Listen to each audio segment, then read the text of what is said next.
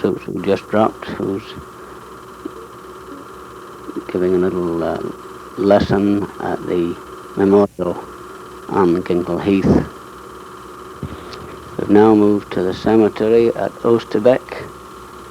You can see the row upon row of white gravestones. The white marble there is the memorial.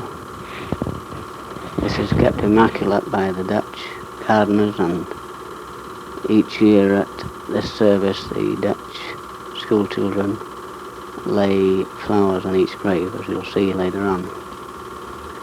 As the official party, that's the same lads that dropped in the parachute drop earlier.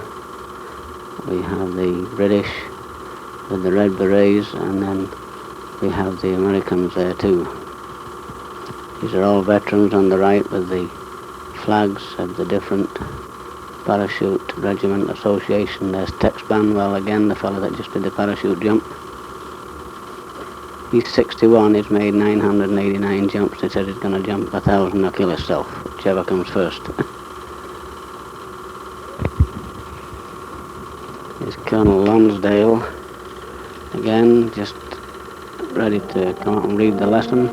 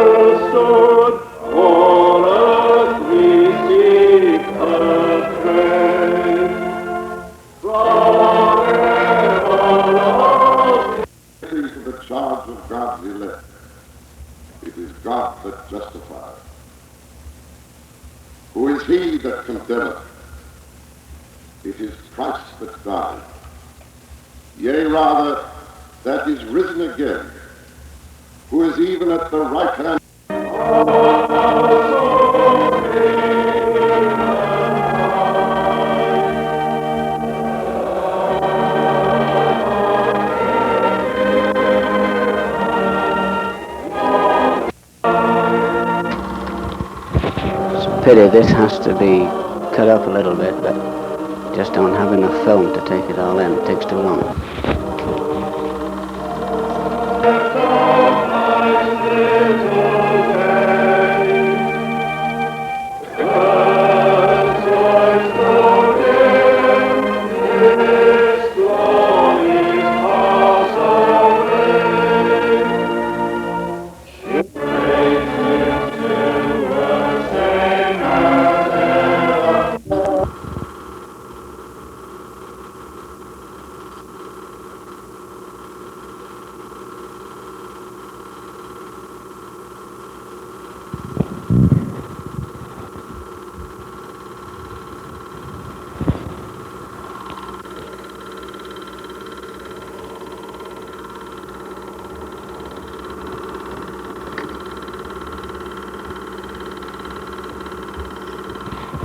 I got the laying of the wreaths. That's the, I guess, is the equivalent to the Premier of Ontario, is the first politician of that particular part of Holland anyway. There's Colonel Lonsdale again.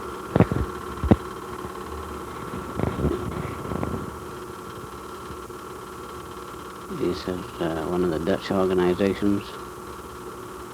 They have an organization called the Lest We Forget, and they do such things as they take the veterans in when they come to Holland, take them into their homes and generally host them while they're there.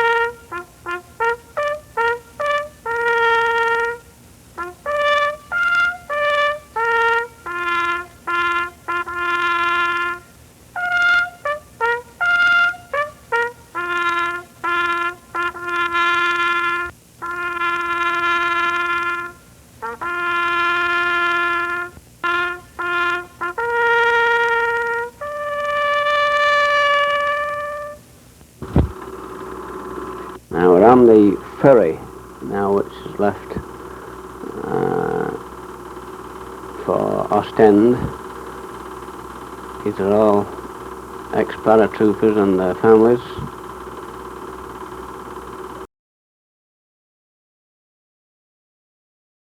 All going over to Arnhem. Now we're in Arnhem now, in the Market Square, forming up on the Saturday for the what is called the Silent March down to the John Frost Memorial. The fellow with the dark glasses there is called Ray Sheriff. He was blinded at Arnhem.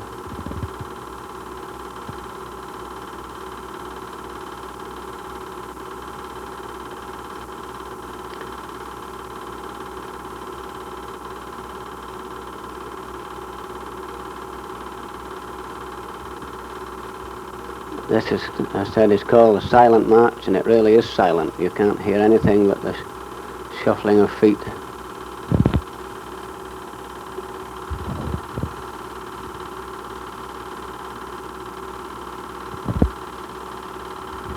Now we're down at the John Frost Memorial, which is right at the end of the bridge where all the fighting took place for the bridge. And this is some ground that was cleared, I guess, by our bombing and artillery fire, and they just kept it and cleared it.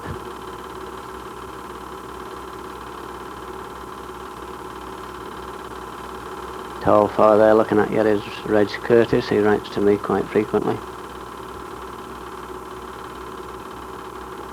You'll see different people laying wreaths.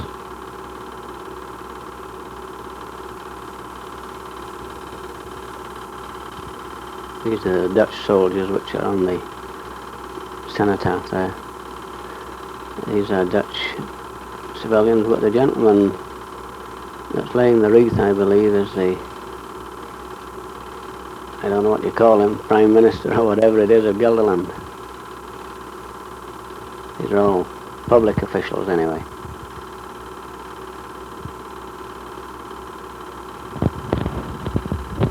Now this is Colonel John Frost. Now he's a general, of course, and retired, and quite famous for the 4-day battle he put up to hold the bridge, all of which was in vain. And this is General Urquhart, who commanded the whole 1st Airborne Division at Arnhem. He was played by Sean Connery in the film.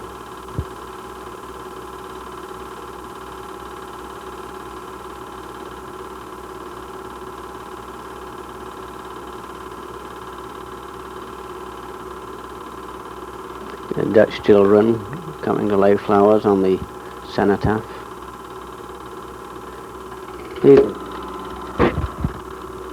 These are various airborne associations.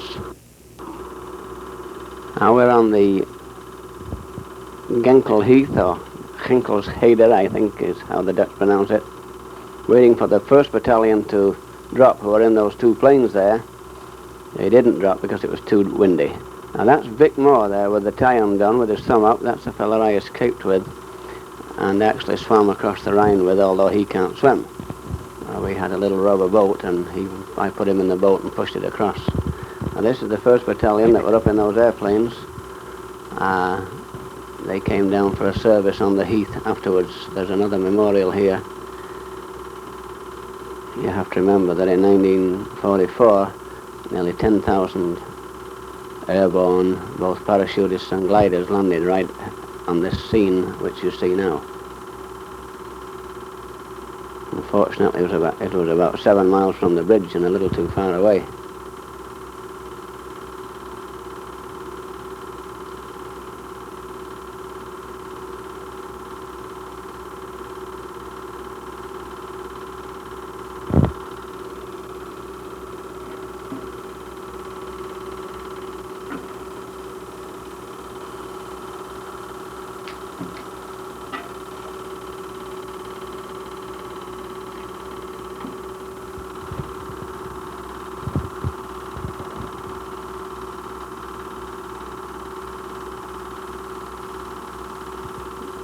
some of the crowd around at the service.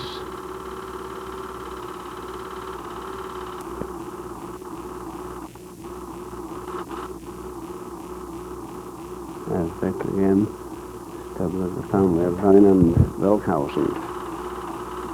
You can't see Vineland, but he's there below the camera range. Vineland's the farmer that we stayed with just before we finally got across the river.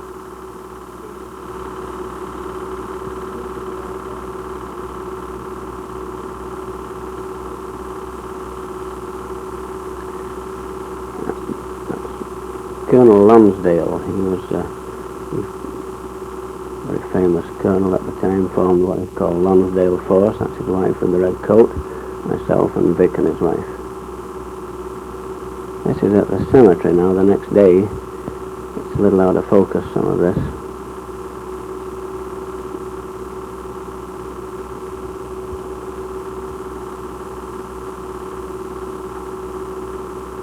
Prince Bernhardt was here. You'll see him in a minute, although again he's out of focus.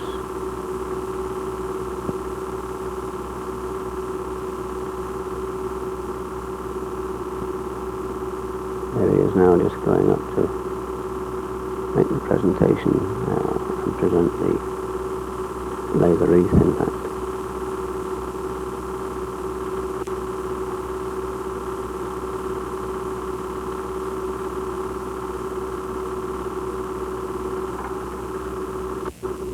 We're in Wapenveld, which is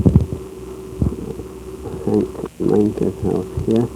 Hank was one of the underground men that I was with in 1944. That's him on the left there, and that's Reinhardt's wife. There's me there on the farm, Vic and his wife behind, and Reinhardt's father-in-law on the extreme right.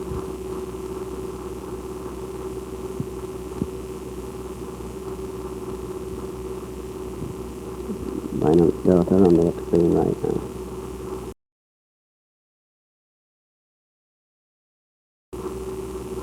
And this is Mr. and Mrs. tHart, Nico and Lena. They were the first people that hid us after we escaped off the train. We lived in their house for 7 weeks. He's now retired. He's a minister, although he still does some preaching. They live now in Ermelo. This is a retired citizen development.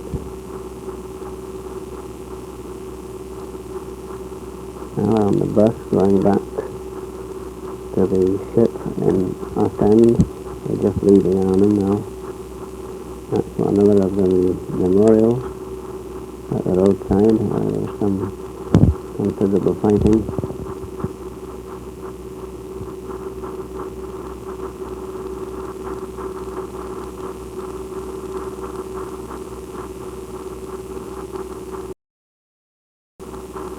That's the Rhine, not far from where we swam over in 1944. There's quite a large crowd here for this event, 5,000 or 6,000 people. Most of them, of course, are Dutch people. About 1,000 would be from